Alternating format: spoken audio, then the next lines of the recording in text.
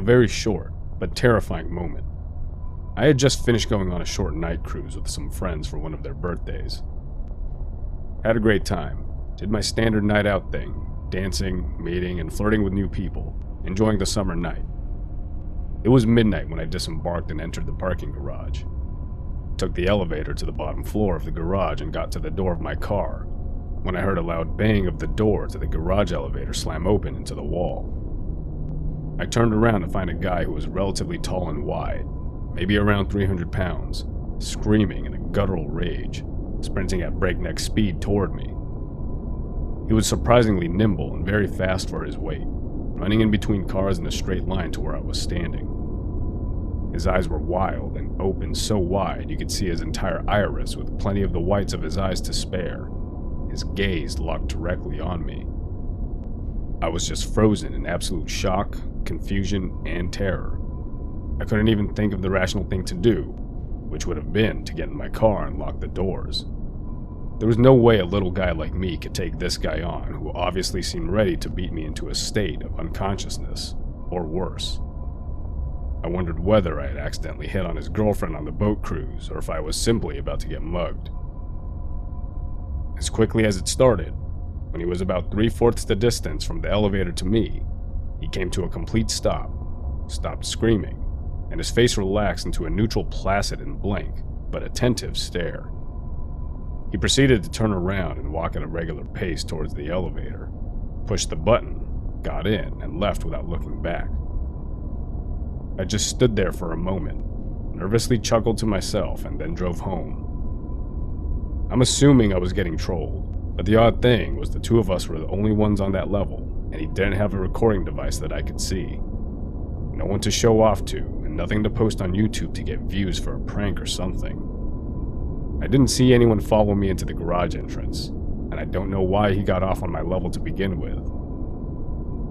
Was he expecting me to be there? If so, how did he know I was there? I've got many questions that need answers.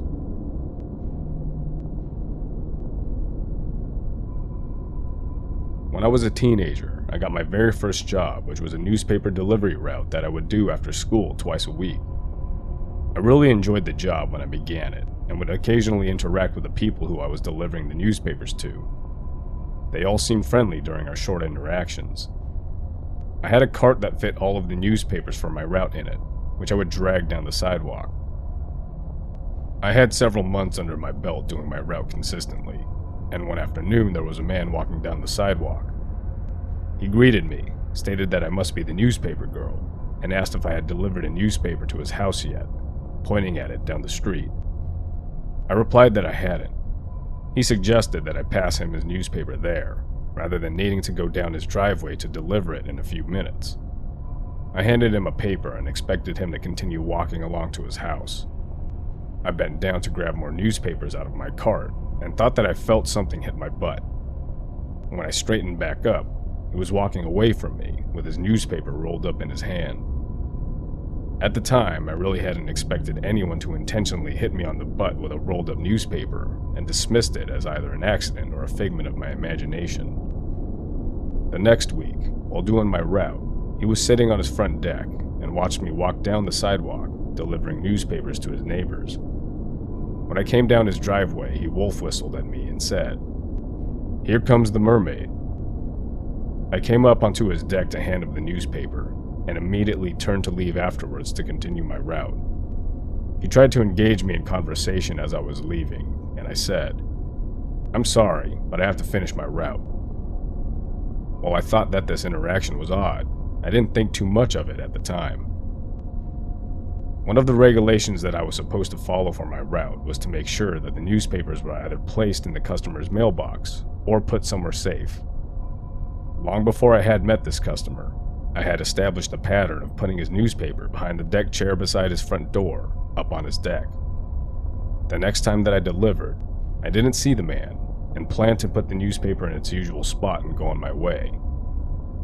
As I climbed the steps of his deck, his dogs barked at me through the window, which was normal. But as I was turning to leave, suddenly the door opened, and the man was standing there, and he tried to engage me in conversation. But once again, I told him that I needed to finish my route. This became the start of a pattern, and every single time that I delivered the newspaper to his house, he was waiting near the door and opened it as soon as I was coming up the steps of his deck. He had never came out of his house when I was delivering before he met me on the sidewalk that one time, but now he happened to be right at the door, as if waiting for me, every single time. The longer the pattern continued, the more that I realized that his behavior was not normal, and I became really uneasy and wished to not interact with him unless absolutely necessary. One day as I was doing my route, I noticed that one of his deck chairs was moved to the side of the deck, near the driveway. I realized that I could walk a few steps down his driveway and put the newspaper under the chair without stepping onto his deck at all. Since I didn't go onto the deck, the dogs didn't bark, and he wasn't alerted that I was there, and he didn't open the door to try to talk to me as I gave him the paper. I thought that this was great, and I felt a lot more comfortable delivering to his house since I wasn't interacting with him anymore. Then one day, the deck chair was moved and was put on the other side of the deck. I hadn't forgotten the reason why I didn't want to step foot on his deck, and I decided to put the newspaper on the same spot that I had been putting it for several weeks, even though the chair wasn't there to secure it. I crossed the street to deliver to the next house, and just as I was stepping onto the next customer's driveway, he stepped out of his house, looked at the newspaper, grabbed it, and shook it as he shouted at me across the street. He was yelling that the newspaper was about to blow away and become litter all down the road, despite the fact that there was no wind at all that day. I stood there and listened to him screaming at me in shock, unable to respond. He continued to scream that I was never to leave the newspaper anywhere on his deck, not even under a chair, but that I had to open his door and bring the newspaper inside. Thankfully, at this point the woman whose driveway I was standing in opened her door and began to yell back at the man that he needed to stop screaming at me, as she was sure that I had done nothing wrong. The man glared at her and finally went back into his house. The woman talked with me for a moment, telling me not to pay that man any attention. I was really scared and upset. As soon as that man told me that he wanted me to put the newspaper inside his house, the thought that he wanted to rape me popped into my head, and I was unable to shake it. I grabbed my cart and went home without finishing my route since I didn't feel safe being anywhere near his house. Back home, I lived at my uncle and aunt's house during this time. My cousin asked me why I was home so early, and I told her what had happened, including all of the previous weird interactions. I never had a normal interaction with him, and broke down crying, barely able to say my fear that I thought that he wanted to rape me. My aunt overheard part of our conversation, and my cousin helped me fill her in on the rest of it. I told my aunt that I had no clue what to do, because I had believed that not delivering a newspaper to him was not an option. I also felt that I had no proof to back up my feeling that he wanted to rape me. There was nothing to concretely imply that he wanted to, and I assumed that most people would dismiss his individual actions like I had initially done. My aunt, however, told me that she would call the newspaper that I delivered for and inform them that I would no longer be delivering to his house. My male cousin and uncle finished my route for me that night.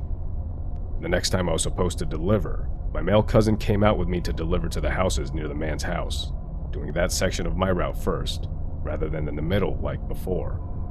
There was a day when I was walking down that road by myself, not delivering papers, and the guy was driving down the road in his truck. He slowed down and yelled out of his window at me, trying to get my attention, but I refused to turn my head to look at him or acknowledge him in any way, and just kept walking. Finally, he gave up and drove off. Thankfully, that was my final interaction with him. My male cousin continued to deliver that section of the route with me until I felt comfortable delivering by myself, since I had developed a pattern of delivering my papers so that I never stepped foot on the sidewalk directly in front of his house. When summer came, I got a summer job, and the next school year, I asked for a different route. It's been years since I moved out of my uncle and aunt's house and out of that town. The last time I was in that town, I decided to take a walk down some of the streets where I had delivered for nostalgic purposes, and I still felt a shiver of fear as I passed by that man's house, even though I was walking on sidewalk on the other side of the street, and I didn't see him at all. I still don't know if he would have attempted anything inappropriate with me if I had followed his wish and stepped into his house, but I had a bad gut feeling and do not feel guilty at all for listening to it. He hopefully wouldn't recognize me this many years later since I'm an adult now, but I still hope that I never meet him again.